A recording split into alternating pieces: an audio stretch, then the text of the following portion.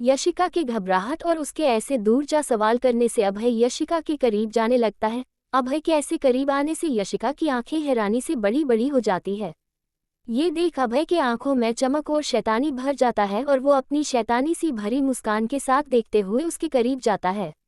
वही driver rear view mirror से पीछे की तरफ देख रहा होता है।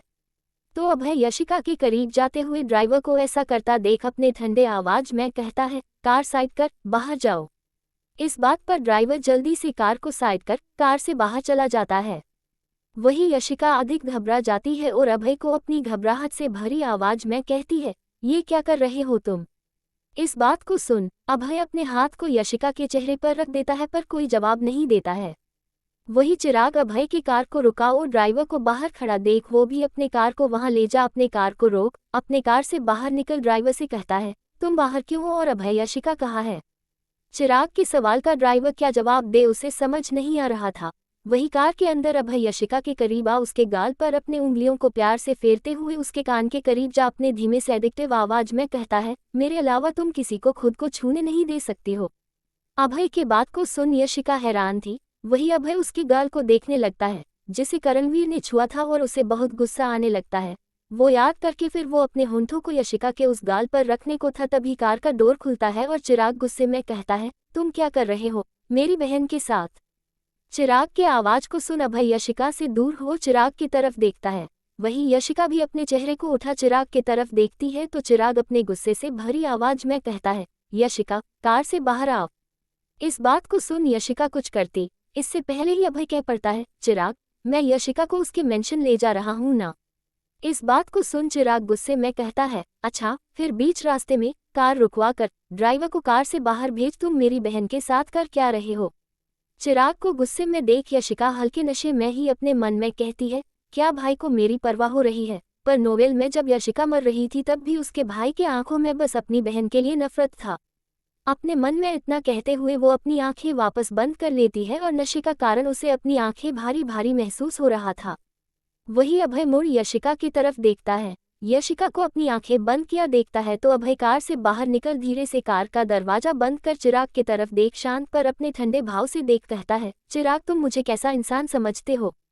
इस सवाल को सुन चिराग कहता है, मैं जो भी सोचता हूँ उससे ये बदल तो नहीं जाएगा ना कि तुम मेरी बहन के साथ कार में अकेले थे।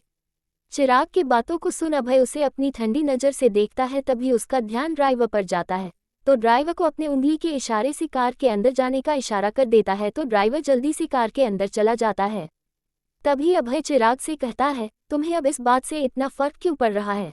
17 साल से यशिका मेरे रूम में, मैं किसी भी हाल में होता वो बिना परमिशन के आ जाती, मुझे अपनी ओर अट्रैक्ट करने की कोशिश करती, तब तुम्हें नहीं लगा मैं अकेले उसके साथ कुछ भी कर सकता हूँ? तब तुम अपने भाई का फर्ज निभाने क्यों नहीं आए थे? अभय की बातों को सुन चिराग के पास कहने के लिए कोई शब्द नहीं होते हैं। वही अभय अपने गुस्से को दबाने की कोशिश करते हुए शांत और ठंडे लहजे में कहता है, हम बचपन के दोस्त हैं, तुम्हें मुझ पर इतना भरोसा होना चाहिए और मैं उस तरह का इंसान नहीं किसी लड़की का नशे में फ़ायदा उठाऊं। अपने बात को कहने के बाद वो मुड़ कार के अंदर जाते हुए कहता है, वो नशे के कारण सो चुकी है तो उसे मेरे कार में ही रहने दो। अपनी बात को कहने के बाद वो कार के दरवाजे को खोलने को था पर तभी चिराग कह पड़ता है, क्या तुम मेरी बहन से प्यार करने लगे हो?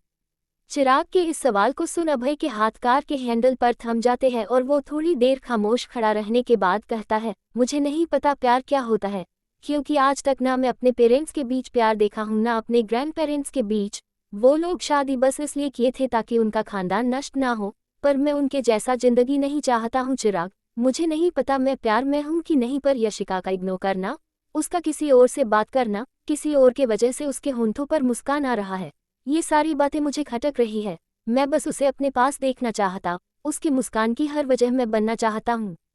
अभय की बातों को सुन चिराग क्या रिएक्ट करे उसे समझ नहीं आ रहा था, पर वो अभय के कंधे पर अपने हाथ को रख कहता है, अभय मुझे तुम पर पूरा भरोसा है, बस मैं अपनी बहन को लेकर थोड़ा चिंतित हो गया था, क्योंकि इतने सालों तक उसे इग्नोर कर अपने भाई के फर्ज से दूर रहा हूँ, तो बस अब उन फर्ज को निभाना चाहता हूँ और एक अच्छा भाई बनना चाहता हूँ और बस चाहता हूँ मेरे या किसी के वजह से अब मेरी बहन को तकलीफ ना हो। चिराग की बात को सुन अभय मुड़ चिराग की तरफ देखता है और अपने होंठों पर हल्की मुस्कान टिका कहता है, मैं उसे तकलीफ देने का सोच भी नहीं सकता हूँ। अभय के इस बात को सुन चिराग पुरसुकून हो जाता है। फिर वो अपने हाथ अभय के कंधे से हटा अपने कार के तरफ बढ़ कहता है, रात होने को है, तो अब अपना कार को कहीं ना रोक, सीधे मेरे मेंशन आओ। अपनी बात को कहने के बाद वो अपने कार में जा बैठ जाता है। वही अभय भी अपने कार में जा बैठ जाता है। अभय की कार के अंदर बैठते ही ड्राइवर कार स्टार्ट कर देता है। कार के अंदर यशिका विंडो से टिक गहरी नींद के अघोष में जा चुकी थी। यशिका को सोया देख अभय उसमें पूरे तरीके से खो जाता है। सोई यशिका बहुत मासूम लग रही थी। अभय यशिका के मासूमियत से भरे चेहरे को देख अपने मन में कहता है, तुम पहले से बहुत बदल गई हो यशिका, ऐसा लगता है मानो तुम्हारे अंदर किसी और की ही आत्मा आ गई हो। अपने मन में इतना कहने के बाद उसे अपने बाहों में भर लेता है। ड्राइवर ये सब नज़ारा रियर मिरर से देख रहा था। तभी अभय अपने कोल्ड आवाज में कहता है, लगता है तुम्हें अपने जॉब से छुटकारा चाहिए। इस बात को सुन ड्राइवर झट से माफी मांगता है और कार ड्राइव करने पर फोकस करने लगता है। कुछ वक्त के बाद राठौर मेंशन आ जाता है और अभय का कार मेंशन के गार्डन के पास आ रुक जाता है। वही चिराग भी अपने कार के बाहर आ कार से लद खड़ा था। तभी अभय अपनी कार से बाहर निकल यशिका को कार से बाहर निकाल उसे अपने बाहों में उठाया होता है। तभी चिराग अभय के पास आ कहता है, यशिका को मुझे दे दो, अगर डैड ने तुम्हें ऐसे यशिका को अपने बाहों में उठाए देखे तो परेशानी हो सकता है। इस बात को सुन अभय यशिका को चिराग को सौंप देता है, तो चिराग यशिका को अपने बाहों में उठा मेंशन के अंदर जाने लगता है। वही अभय बस अपने खाली हाथ को महसूस कर यशिका को अपने से दूर जाता हुआ देख रहा होता है। जब चिराग यशिका को मेंशन के अंदर लेकर चला जाता है तो अभय अपनी कार के अंदर जा बैठ जाता है। वही मेंशन के अंदर पूरा परिवार यशिका को नशे में बेहोश चिराग के बाहों में देख लेते हैं तो देव अपने घबराए आवाज में कहते हैं, यशिका को क्या हुआ है? इस सवाल को सुन चिराग हिचकिचाते हुए कहता है, वो डैड, यशिका ने थोड़ा ड्रिंक कर लिया है जिस कारण वो बेहोश हो गई है। इस बात को सुन देव और परिवार के बाकी मेंबर्स को राहत मिलता है, पर फिर देव गुस्से में कहता है, यशिका ने ड्रिंक किया है पर क्यों और तुमने इसे रोका नहीं?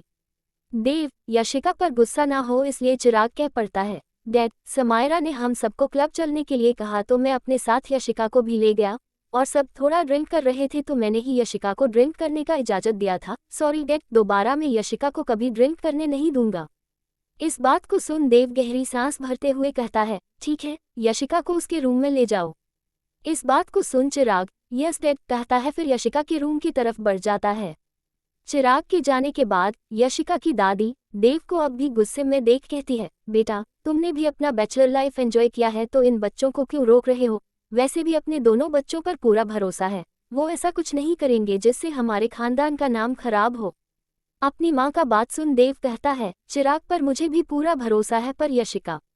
इतना कहने के बाद वो रुक जाता है। तभी देव की माँ कहती है, जिस तरह यशिका के अंदर बदलाव आ रहा है उसे देख मुझे लगता है मेरे दोनों बच्चों के अंदर इस खानदान को आगे सुरक्षित तरीके से बढ़ाने की काबिलियत है। इस बात को सुन देव इन कुछ दिनों को याद करते हैं, फिर उसके होंठों पर हल्की मुस्कान आ जाती है और वो कहते हैं, आपने सही कहा माँ, अगर ऐसा होगा तो मैं अपने दोनों बच्चों पर अपने बिजनेस को सौंप दूंगा। वो लोग इन सब के बारे में बात कर रहे होते हैं। वही अभय कार में बैठा यशिका के बारे में सोच रहा होता है और फ्रस्ट्रेट हो अपने आगे गिरे बाल को अपने हाथ से पीछे धकेलते हुए अपने मन में कहता है, जो हो रहा है क्या ये सच में प्यार है? अपने मन में इतना कहने के बाद वो कार की विंडो को नीचे कर सिगरेट जला सिगरेट की कस लेने लगता है और खुद के अंदर चल रहे बेचैनी को शांत करने की कोशिश कर रहा होता है। कुछ वक्त बाद अभय का मेंशन आ जाता ही कार के रुकते ही गार्ड कार डोर खोल अभय को ग्रिड करता है। वही अभय कार से बाहर निकल मेंशन के अंदर जाता है। तभी अभय की माँ अभय के पास आ कहती है, आप आ गए। इस बात को सुन अभय अपनी माँ की तरफ देख सवाल करता है, आप आज मुझसे ही पूछने आए हैं, कोई काम था क्या आपको? अभय के इस बात को सुन अभय की माँ सुमित्रा जी कहती है, हाँ, मुझे आपसे कुछ पूछना था। इस बात को सुन अभय सवाल करता है, क्या? सवाल सुन सुमित्रा कहती है, क्या आप इन दिनों यशिका के साथ वक्त बिता रहे हैं? इस सवाल को सुन अभय इरिटेशन से भरी आवाज में कहता है, नहीं। जवाब जान सुमित्रा कहती है, मतलब मैंने जो सुन है वो गलत है, पर आप इस गलत अफवाह को सच करिए। मैं चाहती हूँ आप किसी ऐसी लड़की के साथ रहे जो इस खानदान के लिए वैल्यूबल हो। इस बात को सुन अभय गुस्से में कहता है, तब तो आप सपना ही देखते रह जाएं मॉम, मैं ऐसी किसी लड़की के साथ संबंध नहीं बनाऊंगा जो इस खानदान के लिए प्रॉफिटेबल हो। अपने बात को कहने के बाद अभय गुस्से में जाने लगता है। वही अभय की माँ सुमित्रा अभय को गुस्से में देख रही होती है और अपने हाथ का मुट्ठी बना खुद में कहती है, अभय इस बात को समझते क्यों नहीं है? कितना जरूरी है इनका ऐसी लड़की के साथ फ्यूचर में शादी करना जो अभय के पोजीशन को बरकरार रखे, नहीं तो उस औरत को जरा भी वक्त नहीं लगेगा अपना खेल शुरू करने में। वही अभय अपने रूम में जा गुस्से में अपने शर्ट को खोल रूम में लगे पंचिंग बैग को अपने मुंह से मार अपने गुस्से को शांत करते हुए खुद में कहता है, अगर मुझे यशिका से प्यार भी है तो भी मैं उसे इन शैतानों के बीच कभी नहीं लाऊंगा। इतना कहने के बाद वो गुस्से में बस पंचिंग बैग पर अपना मुक्का मारे जा रहा था। ऐसे ही वक्त बीतने लगता है। अभय के हाथ में लगातार पंचिंग बैग में मारने से घाव आ गया था, पर अभय वैसे ही अपने बिस्तर पर जा लेट जाता है और अपनी आंखें बंद कर लेता है। ये रात धीरे धीरे पार होने लगता है। सुबह का वक्त हो चुका था। सर्वेंट दरवाजा नॉक करता है तो अभय का नींद खुल जाता है। फिर वो उठकर बैठ सर्वेंट को अंदर आने को कह देता है। तभी सर्वेंट दरवाजा खोल अंदर आ जब कमरे का ऐसा हालत देखता है तो अधिक हैरान नहीं होता, क्योंकि अभय गुस्से में अक्सर ऐसे अपने रूम में तोड़फोड़ करता ही था। सर्वेंट बस अभय के हाथ में लगे चोट को देख घबरा जाता है और फास्टेस्ट बॉक्स ले उसके पास जा उसके हाथ में बैंडेज करते हुए कहता है, छोटे मालिक, आप गुस्से में अपने आप को नुकसान न पहुंचाए। इस बात पर अभय कुछ नहीं कहता है। वही वो सर्वेंट जो अधेड़ उम्र का था वो अपने नजरों को उठा अभय के खोए ठंडे नजरों को देख कहता है, मुझे पता है कल लो मालकिन ने कहा, उस बात से आप परेशान हैं, पर मालकिन ये सब आपके लिए कर रही है। अगर आपने अपने पोजीशन को बरकरार नहीं रखा तो आपका सौतेला भाई सब कुछ अपना बनाने में जरा भी देरी नहीं करेगा। मालकिन बस चाहती है जो आपका है वो किसी के पास ना जाए। वो सर्वेंट सुमित्रा का बहुत खास था। वो इस परिवार में सुमित्रा के लिए ही काम करता था। जब वो सर्वेंट ये बात कहता है तो अभय अपने धीमे आवाज में कहता है, क्या अपने पोजीशन को बरकरार रखने के लिए मैं एक लड़की की लाइफ को बर्बाद कर दूं?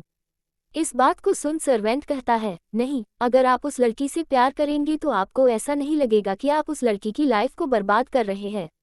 इस बात को सुन अभय कहता है, आपको ये नहीं लगता कि वो इस खानदान के पॉलिटिकल खेल में फंस कर अपनी जिंदगी खो देगी और कैसे मैं सहूंगा जिससे मैं प्यार करता वही मेरे सामने घुट घुट कर एक दिन मर जाए। अभय के बातों को सुन सर्वेंट बैंडेज करना बंद कर खड़ा हो कहता है, छोटे मालिक, कोई ऐसी भी तो आ सकती है जो इस परिवार को बदल दे। इस बात को सुन अभय यशिका के बारे में सोचने लगता है।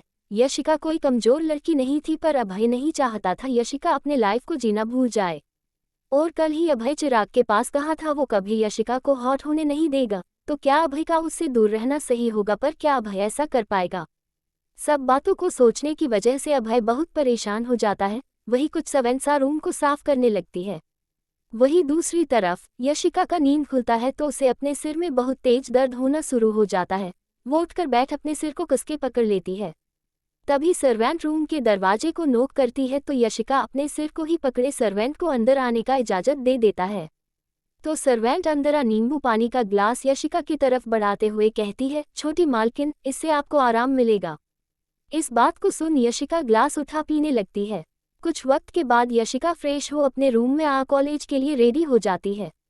यशिका को अपना सिर अब भी दर्द हो रहा था, पर फिर भी उसे अपने नए बिजनेस से रिलेटेड एल्विस से भी बात करना था, जिस वजह से उसे कॉलेज तो जाना ही पड़ता।